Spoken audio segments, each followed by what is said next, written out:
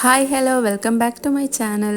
ഞാനിന്ന് വന്നിട്ടുള്ളത് ഒരു ഈവനിങ് സ്നാക്കിൻ്റെ റെസിപ്പി ആയിട്ടാണ്. കാണാൻ അരിയുണ്ട പോലെ ഉണ്ടെങ്കിലും നമ്മൾ ഇത് അരി വെച്ചിട്ടല്ല തയ്യാറാക്കുന്നത്, അവിൽ വെച്ചിട്ടാണ് തയ്യാറാക്കുന്നത്.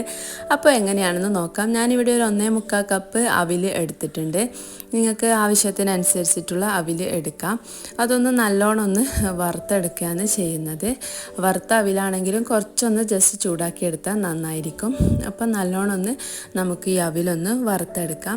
അപ്പോൾ അവിൽ കുഴച്ചതൊക്കെ കഴിക്കാത്ത കുട്ടികളാണെങ്കിൽ ഇടയ്ക്കൊക്കെ ഇതുപോലെ ഒന്ന് തയ്യാറാക്കി നോക്കിയാൽ അവർക്കും എന്തായാലും ഇഷ്ടപ്പെടും.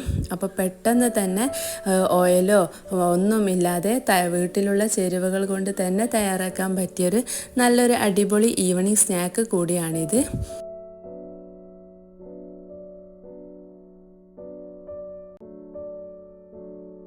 അപ്പോൾ എൻ്റെ വീഡിയോ കാണുന്നതിന് മുമ്പായിട്ട് എൻ്റെ ഈ ചാനലൊന്ന് കയറി നോക്കണേ. ഇതിലൊരുപാട് റെസിപ്പീസും കാര്യങ്ങളും ഞാൻ ഈ ചാനലിൽ അപ്ലോഡ് ചെയ്തിട്ടുണ്ട്. അപ്പോൾ വീഡിയോ ഒക്കെ ഒന്ന് കണ്ടു നോക്കുക. വീഡിയോ കണ്ടിട്ട് ഇഷ്ടമാകുന്നുണ്ടെങ്കിൽ സബ്സ്ക്രൈബ് ചെയ്യാനും ലൈക്ക് ചെയ്യാനും ഷെയർ ചെയ്യാനും ഒന്നും മറക്കരുത്. അപ്പോൾ അവിൽ നല്ലോണം ഒന്ന് വറുത്ത് വന്നിട്ടുണ്ട്. ഇതാ തൊട്ട് നോക്കുമ്പോൾ അതൊക്കെ ഒന്ന് പൊടിഞ്ഞ് വരുന്നത് വരെ ആവുന്നത് വരെ ഒന്ന് നമുക്ക് വറുത്തെടുക്കാം. അപ്പോൾ ഇതാ പാകത്തിന് വറുത്ത് കിട്ടിയിട്ടുണ്ട്. ഇനി നമുക്ക് ഫ്ലെയിം ഓഫ് ചെയ്യാം. ഇനി വേണ്ടത് ശർക്കര പാനിയാണ്.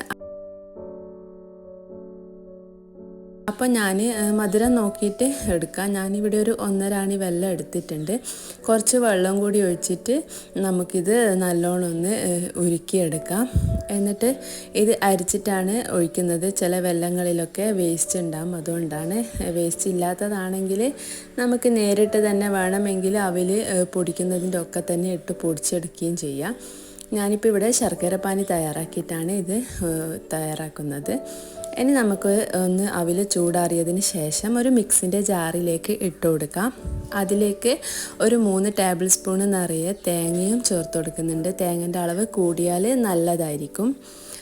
എന്നിട്ട് അതൊന്ന് ജസ്റ്റ് ക്രഷാക്കി എടുക്കാം. നന്നേ പൊടിച്ചെടുക്കണ്ട, കുറച്ചായിട്ട് ക്രഷാക്കി എടുക്കാം. ഇതുപോലെ ഒന്ന് പൊടിച്ചെടുക്കാം. എന്നിട്ട് നമ്മൾ നേരത്തെ അരിച്ചു വെച്ച ശർക്കര പാനി ഇതിലേക്ക് ഒഴിച്ചു കൊടുക്കാം.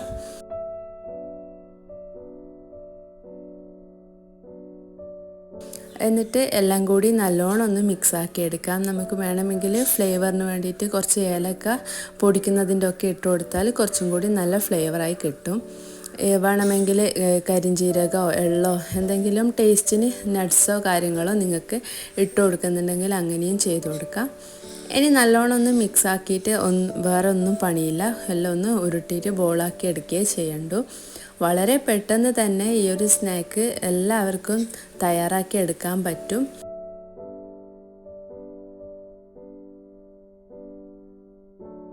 വളരെ ഹെൽത്തി ആയിട്ട് കുറച്ച് ചേരുവകൾ ഉപയോഗിച്ചിട്ട് തയ്യാറാക്കാൻ പറ്റിയൊരു നല്ലൊരു ഈസി സ്നാക്ക് കൂടിയാണിത്. അപ്പോൾ തീർച്ചയായിട്ടും ഈ ഒരു റെസിപ്പി എല്ലാവരും ഫോളോ ചെയ്യുക. ഫോളോ ചെയ്തിട്ട് അഭിപ്രായങ്ങൾ കമൻറ്റ് ബോക്സിൽ അറിയിക്കാൻ മറക്കരുത്. ഇതുപോലുള്ള നല്ല നല്ല റെസിപ്പീസുമായിട്ട് ഞാൻ ഇനിയും വരാം. അതുവരേക്കും ബൈ.